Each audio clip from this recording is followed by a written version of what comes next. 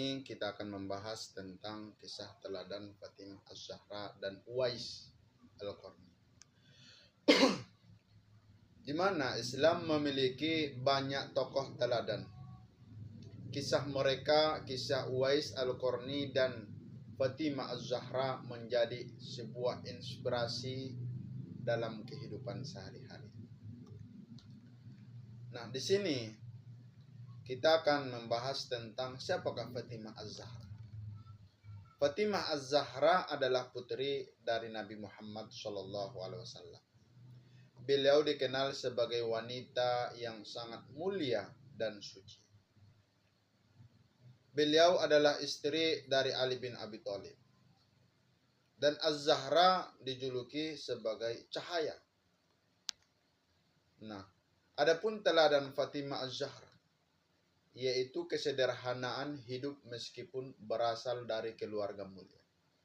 Walaupun Fatimah Az-Zahra berasal dari keluarga mulia, kesederhanaannya itu tidak merasa sombong, sederhana, meskipun dia itu adalah orang yang terpandang mulia. Ketaatan beliau kepada Allah dan Rasul. Teladan Fatimah Az-Zahra ini penuh dengan kasih sayang dalam berkeluarga dan kesabaran dalam menghadapi ujian. Ketika Fatimah Az-Zahra dihadapkan begitu hebatnya ujian hidupnya, akan tetapi kesabaran Fatimah Az-Zahra sangat sabar menghadapi ujian cobaan yang diberikan oleh Allah kepada Fatimah Az-Zahra. Nah, di sini ada kisah inspiratif Fatimah. Yang pertama, tetap membantu pekerjaan rumah meskipun lelah. Yang kedua, tidak mengeluh dalam kesulitan. Sesulit apapun keadaan Fatimah Az-Zahra, dia tak pernah mengeluh. Itu adalah inspiratif Fatimah. Dan beliau lebih memilih berzikir kepada Allah, meminta kemudahan dunia. Nah, siapakah Uwais Al-Qarni? Uwais Al-Qarni adalah seorang tabi'in. Tidak bertemu Nabi secara langsung. Beliau tinggal di Yaman. Uwais Al-Qarni ini adalah sangat mencintai Nabi Muhammad SAW. Beliau dikenal sebagai orang yang doanya mustajab. Nah, keistimewaan Uwais Al-Qarni yaitu sangat berbakti kepada ibunya. Hidupnya sederhana, tidak terkenal, dan mendapatkan pujian dari Rasulullah. Nah, di sini ada kisah teladan Uwais. Kisah teladan Uwais itu tidak pergi menemui Nabi karena menjaga ibunya yang sedang sakit.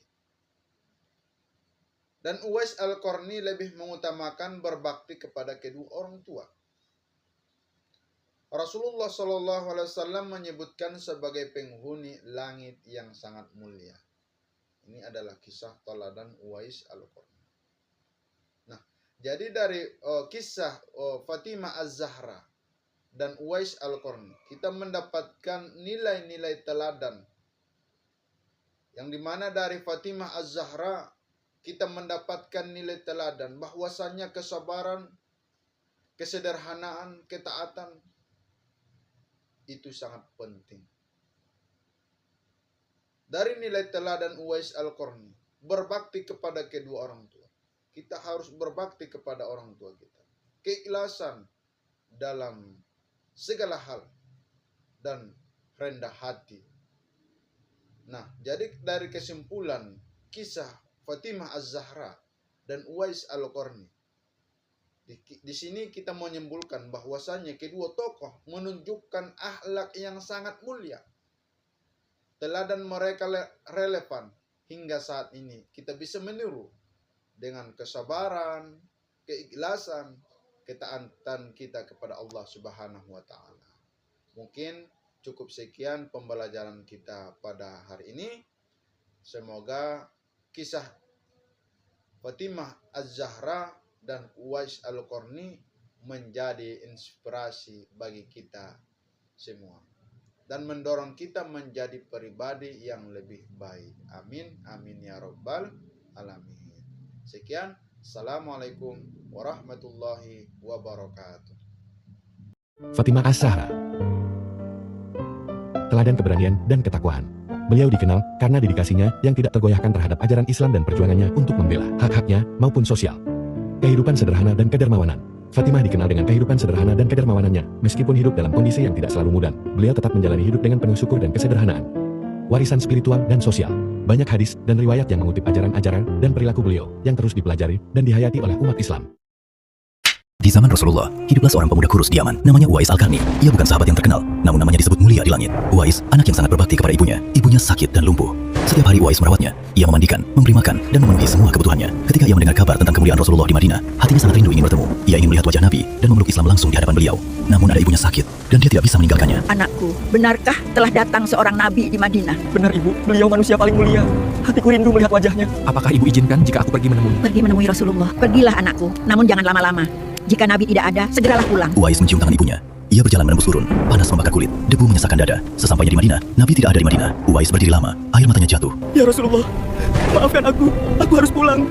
Ibuku menungguku. Ia kembali ke Yaman, tanpa bertemu, menelan rindu seumur hidup. Suatu malam, ibunya berkata pelan. Anakku, sebelum ibu wafat, ibu ingin berhaji ke Makkah. Uwais menunduk, lalu menjawab tegas. Jika itu jalanmu menuju Allah, aku akan menggendongmu. Ia melatih dirinya berbulan-bulan, menggendong anak sapi naik turun bukit, hingga tubuhnya kuat, dan tibalah hari itu, ibunya di punggungnya. Langkah demi langkah, di bawah terik matahari, bibirnya pecah, kakinya berdarah. Turunkan saja ibu, kau pasti lelah. Surga ada di telapak kakimu. Bagaimana mungkin aku berhenti? Hari demi hari, hingga akhirnya tampak Ka'bah itu. Uwais berlutut, menurunkan ibunya perlahan. Ibunya menangis melihat Ka'bah. Uwais menengadah ke langit. Ya Allah, aku telah menggendong ibuku sejauh ini. Tapi apakah ini cukup? Apakah ini cukup untuk membalas satu rasa sakit saat ia melahirkanku? Itulah Uwais Al-Qarni, tidak pernah bertemu Nabi yang ia cintai, namun namanya disebut di langit. Lelaki yang mengalahkan rindunya demi ridho seorang ibu. Di Madinah, Rasulullah